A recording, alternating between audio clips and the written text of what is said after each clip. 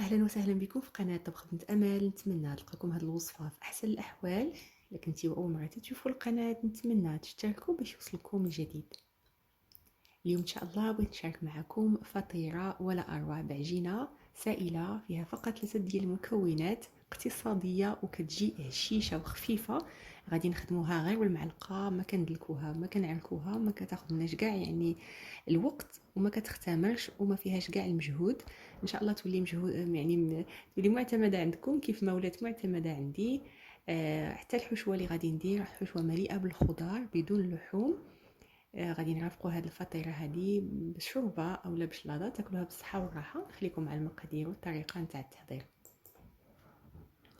فهنا غادي نحتاج المكور، تقريبا عندي واحد زلافه كبيره هذا المكور اللي غسلته وخليته حتى قطر، 3 المعالق كبار نتاع المعدنوس. نحتاج كذلك الفلفله الخضراء والحمراء والصفراء، غسلتهم حتى هما وقطعتهم طريفات صغار. بصله توسطه اللي شلط، واحد 3 خيزويات حتى هما غسلتهم وحكيتهم في الحكاكه الغليظه، شويه الملحه وشويه الابزار وزويته بلديه. فين غنطيبوا هاد الخضره؟ ففي مقله وضعت شويه نتاع الزيت، شحرت فيها هاد البصيله هادي مع شويه ديال الملحه، ومن بعد غادي نضيف الفلفله تخليها حتى تطلق راسها، ومن بعد نضيف المكور. ففعلا المكور تيعطي واحد الاضافه واحد المذاق لذيذ بزاف لهاد الحشوه. صافي حتى هو حتى طلق راسو، ومن بعد ضفت الجزر المعدنوس، شويه الملحه شويه الابزار، لكم تنسموا الا بغيتو بشويه الزعتر. صافي وغادي نغطي عليها ونخليها على نار مهيله حتى تطيب. الا بغيتو تضيفوا شويه ديال الكفته ولا شويه ديال الدجاج في هذه الحشوه هذه ولا الطون اللي بغيتو. صافي ملي كطيب غادي نخليها على جنب حتى تبرد عاد نستعملها. في الاثناء غندوز نوجد العجينه. فكما قلت لكم 3 المكونات. غادي نحتاج الدقيق، عندي هنا 100 غرام ديال الدقيق، معلقه صغيره ديال السكر، معلقه صغيره ديال الخميره ديال الحلوه، 6 المعالق كبار نتاع المايونيز، و3 البيضات يكونوا كبار. فالدقيق قبلته مسبقا، ضفت معاه واحد القبيصه نتاع الملحه. المايونيز غادي نخلي لكم الرابط ديالو في الاسفل نتاع الفيديو. غادي نخلطهم بواحد الطراب يدوي، ومن بعد غادي نبقى نضيف بيضه بيضه حتى كتولي عندي عجينه سائله.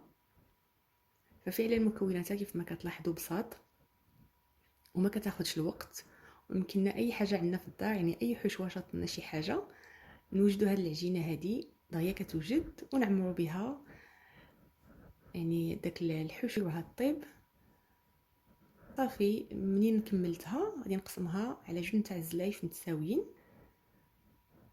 بهذا الشكل هذا. وخديت هنا اناء اللي كندير فيه يعني الكيك، دهنته بشويه ديال الزيت ومشيتو بشويه ديال الدقيق، ودرت ورق الطبخ من التحت.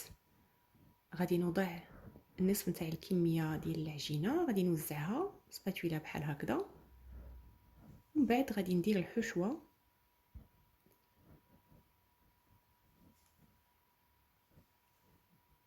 نوزعها حتى هي مزيان، وغادي ندير الجبن في الوسط باش كتجينا يعني معلكه ولذيذه. دائما الجبن كيعطي اضافه يعني لذيذه لاي حاجه درناه فيها. صافي ملي غادي نكمل غادي نضيف داك الكميه الاخرى، نفس الكميه اللي بقات ديال العجينه، غادي نعاود نوزعها حتى هي من الفوق حتى كنغطيو هاد الحشوه هذه. طبعا الفران درتو يسخن مسبقا على 180 درجه، كتاخذ تقريبا من يعني 30 حتى 40 دقيقه. ومن الفوق غادي نزينها بالزنجلان الابيض وبالحبه السوداء. وهذا الشكل ديالها من بعد منين طابت. صافي غادي نزولها وغادي نقدموها بالصحه والراحه ان شاء الله. انا رافقتها هنا مع شلاضه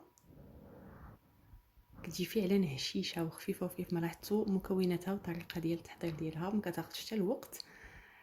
نتمنى الاقتراح يعجبكم، تجربوه ان شاء الله، وتخليو لي الاراء ديالكم والتعليقات ديالكم. شكرا جزيلا على الدعم ديالكم والمشاهده ديالكم. نتلاقاو في وصفه قادمه ان شاء الله، وفي امان الله.